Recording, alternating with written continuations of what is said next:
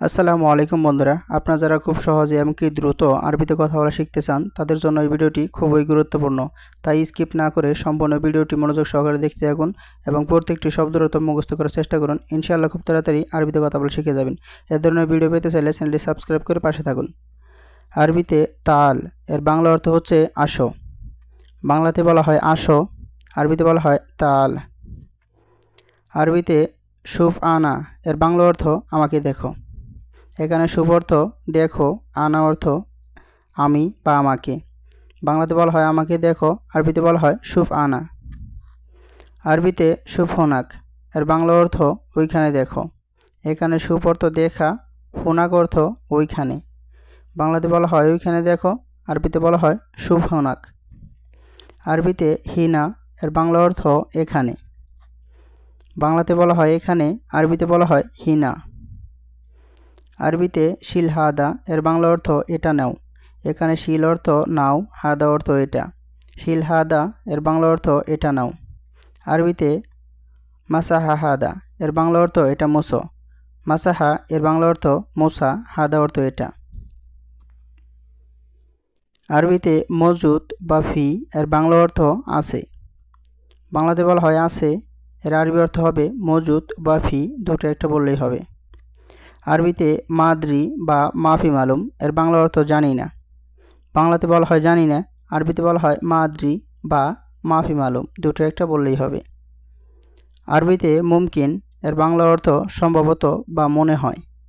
বাংলাতে বলা হয় মনে হয় বা সম্ভবত, আরবিতে বলা হয় মুমকিন। আরবিতে মুস্তাহিল এর বাংলা অর্থ অসম্ভব। বাংলাতে বলা হয় অসম্ভব, এর আরবি অর্থ হচ্ছে মুস্তাহিল। আরবিতে লাজেম এর বাংলা অর্থ অবশ্যই। বাংলাতে বলা হয় অবশ্যই, আরবিতে বলা হয় লাজেম। আরবিতে ফুরসা এর বাংলা অর্থ সুযোগ। বাংলাতে বলা হয় সুযোগ, আরবিতে বলা হয় ফুরসা। আরবিতে তানি এর বাংলা অর্থ হচ্ছে অন্য বা অন্যটা। বাংলাতে বলা হয় অন্য বা অন্যটা, আরবিতে বলা হয় তানি। আরবিতে হাব্বা এর বাংলা অর্থ পিস।